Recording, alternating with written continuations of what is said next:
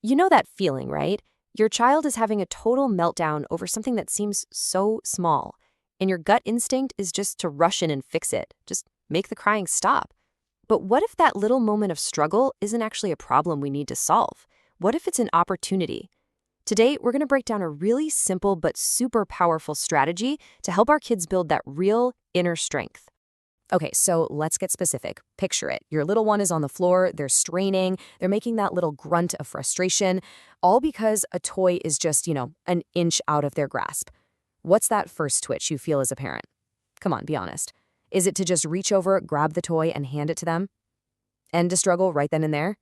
Of course it is. That's totally natural. But let's talk about another way. And look, that urge to swoop in and save the day, it comes from a place of love. We all have it. Let's call it the rescue instinct. But here's the thing. If we're constantly rescuing our kids from every little challenge, we might actually be taking away their chance to learn that they can rescue themselves. There really is a better way, and it all starts with just shifting how we see these moments. And that brings us to this really cool idea called healthy stress. Now, I know what you're thinking. Stress sounds like a bad word, right? But this isn't about causing any real distress. It's about seeing these small, low-stakes frustrations, like that toy that's just out of reach, as golden opportunities. You can think of them as the perfect little gym for their brain and their heart, where they can safely work out those problem-solving muscles. And this, right here, just perfectly illustrates that shift in mindset. Our job changes. We stop being the hero of the story who swoops in to slay the dragon. Instead, we become the wise guide. See the difference? The hero solves the problem for them. The guide empowers them with the tools and the confidence to figure out how to solve it for themselves. So, okay, that sounds great in theory, but what does it actually look like in the moment? How do we become that guide? Well, the good news is it's not complicated at all. It really just comes down to a simple 3-step strategy. This is your guide's toolkit for turning those moments of frustration into moments of real growth. And here it is. So simple you can't forget it. Acknowledge, encourage, and then wait and watch. That's it. That is the entire framework. So let's dive in and break down what each of these really powerful steps looks like in action. First up, step 1, acknowledge. This is all about connection and empathy. You're going to get right down on their level physically, look them in the eye, and you're going to give a name to what they're feeling. You're not brushing it off, you're validating it. This sends a huge message. I see you, I get it, and what you're feeling is real and okay. All right, on to step 2, encourage. So once you've made that connection, you become their cheerleader. But, and this is key, it's about how you cheer. It's not, oh, let me just get it for you. It's, wow, you are trying so hard. See, you're praising the effort, not whether they succeed or fail. And then that simple little question, what else could you try? That just hands all the power right back to them.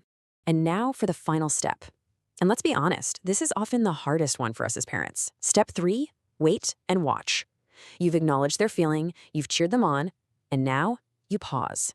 You just take a breath and give them the most valuable gift you can in that moment, space.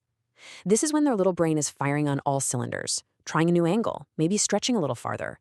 This is where the magic happens. So why are we going through all this trouble? What's the real long-term payoff here? Well, it's about something so much bigger than one little toy on the floor.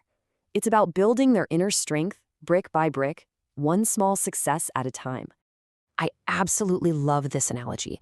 Think about it. You can't get stronger by watching someone else lift weights for you, right? You have to do the reps yourself. And it's the exact same thing here. Every single time your child pushes through a moment of that healthy stress and figures it out, that's one more rep for their resilience muscle. They are literally wiring their brain for confidence. And this is where we see the amazing pathway we're building.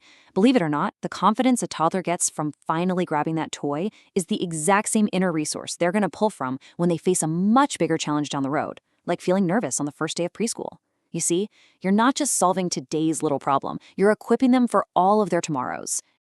So what's the bottom line? This quote just nails it. Our job isn't to try and pave a perfectly smooth, bump-free road for our kids. That's totally impossible anyway. Our real job is to help them build an incredible internal suspension system so that no matter how bumpy the road gets, they've got the shocks to handle the ride. So I want to leave you with this final thought, kind of like a call to action. As you go about your day today, just start looking for these moments. Maybe it's a tricky jacket zipper. Maybe it's a block tower that keeps tumbling down, or a cup they really want to fill themselves. Where is that next perfect little healthy stress opportunity for you to step back, become the guide, and help your child discover just how strong they really are?